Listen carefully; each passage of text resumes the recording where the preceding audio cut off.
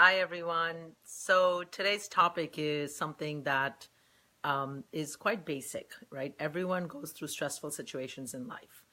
And when dealing with a stressful situation, we normally learn that there are two sort of instinctual responses that we have, and they are either we fight or we flight, right? So let's understand what those are.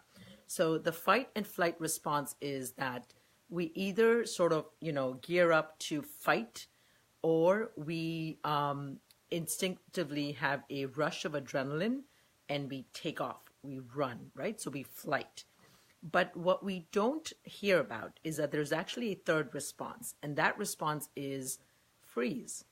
So let's talk about freeze, right? Because if we understand that there's a third response and the response is freeze, that explains a lot about why we as humans, react and respond in certain stressful situations. Because now, this whole flight or fight or flight response makes sense. Think about like back in the day, if you were in a jungle and you were attacked, you come face to face with a bear or a tiger, right?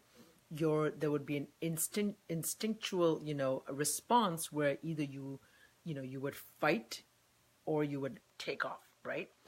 But there's a third response where what if you freeze?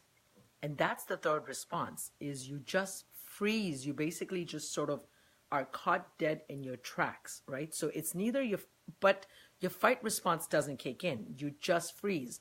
Now, this might not apply in the jungle, and hopefully none of us will be back in the jungle where we're facing, this. But in the world of today and the jungle of today, the stressful situations are not that we're facing a tiger or we're facing, an animal or something, or instinctively, we're not like a fight for our lives. But some of the stressful situations we're going through is, for example, if we're experiencing, abuse of some sort, if we're experiencing verbal abuse, emotional abuse, right? We might, or physical abuse, we might instinctively, sort of protect ourselves, or we might argue back and fight back, or we might just walk away from the situation, right? But there's the third response is that we just freeze and we sort of just almost have an out of body experience where we sort of become observers of, our own experience of what's going on, and we endure it, right?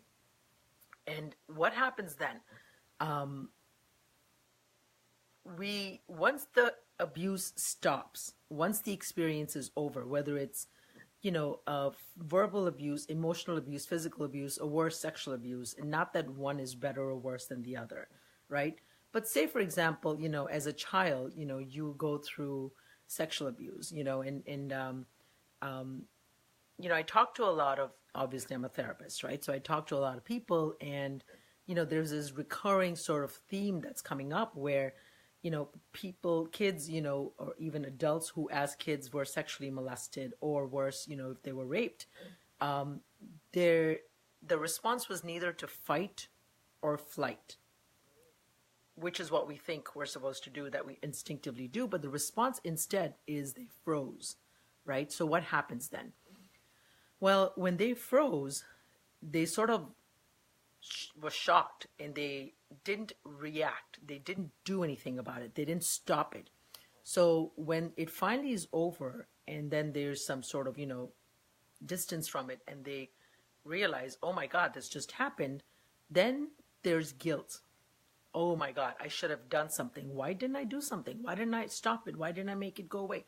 Why didn't I walk away from the situation?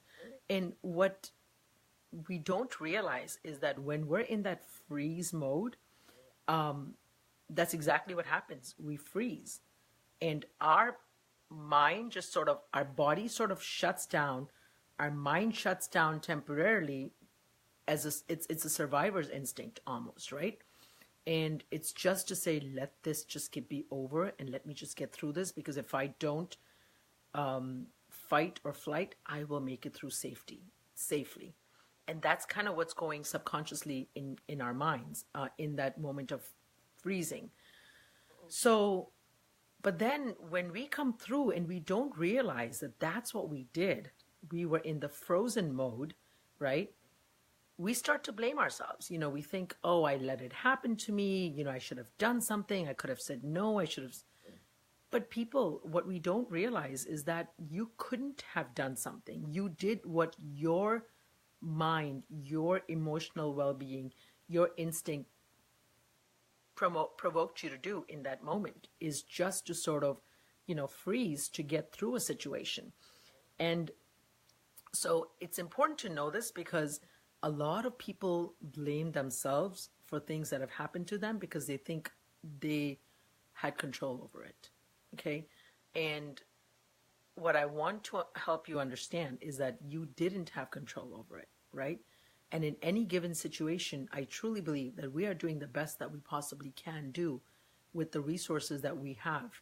Now, we might think we have different and better resources, but in that moment, obviously your resources were not up to capacity to really do what it needed to do, you just didn't have it. You think you had it. But in that stressful situation, when you're tested, the rubber meets the road and you realize you didn't have it. So, my humble request to anyone who's experienced, anything traumatic and is now blaming, you're blaming yourself for it. Please don't blame yourself. You are a victim. You were a helpless victim. You were almost a bystander in something that happened to you, which, first of all, you didn't ask for. You didn't invite, you didn't give permission to, you didn't agree to, and worse, you didn't deserve, and it's not your fault. So, forgive yourselves and just understand that, there is this third response, which is the response that you freeze. There's fight, flight, or you freeze. And so, I think this is important information to know. So anyways, I hope this has been helpful. The other thing I want to talk about is, when we have this fight response, and again, it works when you're in the jungle, facing a bear or something, right? But it doesn't work when you are in a relationship with someone, or you're being bullied, or, what do we do? The flight response is okay, you just kind of walk away from the situation, right? Or you avoid a situation, which is, again, helpful, not helpful, depends on the details of the situation. The fight response is interesting because what do? We start to fight back. How do we fight back? Sometimes we physically fight back, right? Our instincts kick in and we literally just physically sort of defend ourselves if we're being attacked. But when we're verbally being assaulted, when we're emotionally being assaulted, we have a tendency to hurt back. We have a tendency to want to hurt the person back in an argument, right?